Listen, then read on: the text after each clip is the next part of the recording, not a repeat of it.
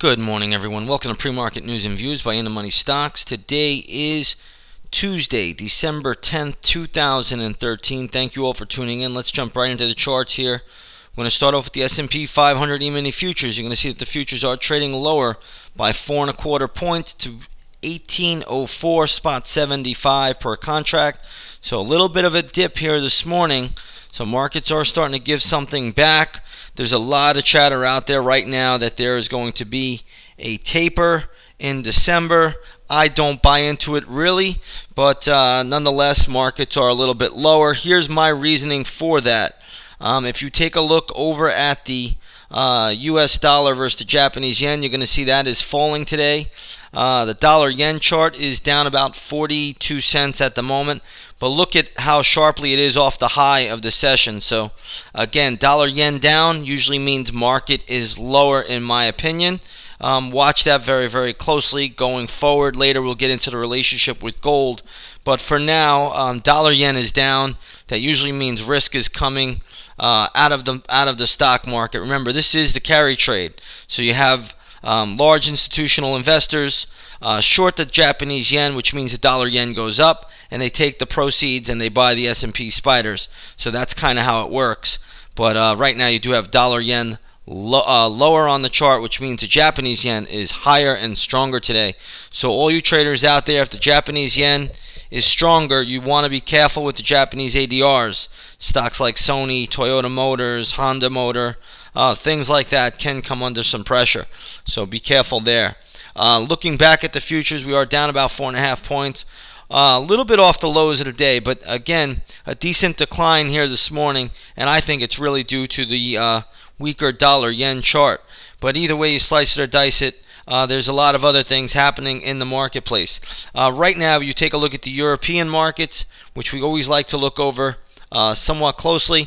You'll see that they're down across the board, although not down in a big way. You do have the German DAX down about 0.4%. The French CAC 40 is down 0.4%. And you have the London FTSE. Remember, England can print their own money. They're only down 0.1%, so not a big deal there. In Asia last night, really Asia was down across the board, but very, very mild declines for the most part. The one index that was down pretty deeply last night, I believe over 1%, was the FTSE Straits Times, which is Singapore. So again, the FTSE Straits Times last night was down about a little over 1%. So again, I don't know if we can make too much out of the Asian market right now. Holidays are just a couple of weeks away, so that'll help the market stay a little bit buoyant. But right now, we are looking at a potential pullback here. All right, let's take a look at some stocks in the news today. We're going to start off with Toll Brothers, leading home builder. Stock is up a little bit from the close yesterday. Closed at around $35.50. I do not see this thing trading much above $35 at all. So again, maybe it gets at $35.50. Maybe. I doubt it. Highly doubt it. I really think the stock will probably stall out around $35.25. If it can even get back up there, it may have even already put its highs in for the morning. So again, I just don't see the upside much past $35.50 maximum for Toll Brothers. Either way, company reported earnings. I guess some of the numbers were better than the others. Who cares about what the numbers are? You can read that on the internet all you want, or you could go to the company's website. But the bottom line is, technically speaking, 35 to 35.5 should really be a wall of resistance here for the stock in the near term. Let's take a look at Texas Instruments. They narrowed their guidance. They always do that every single quarter. I don't know if you can make a lot out of it one way or the other. Again, upside should be limited. If the stock got to around $41, that would be a spot where I would look to possibly get into the equity, but nothing before then. Let it just chop around. As for intraday trades, we have to watch the chart setup. Nothing there that I'm seeing at the moment. Another stock that reported earnings today is AutoZone. It's really been all over the map. It looks like it's right back to where it was, so there's not a lot happening in the AutoZone right now. We'll wait for the opening bell, but this is one that you can keep on the radar today to be a little bit volatile once the opening bell rings. But right now, it's not doing much. Now, take a look at Lululemon. It looks like the CEO and the chairman of the board are both stepping down.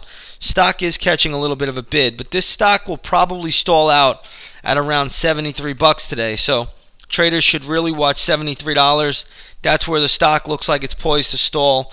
I don't see a lot here for Lululemon on the upside.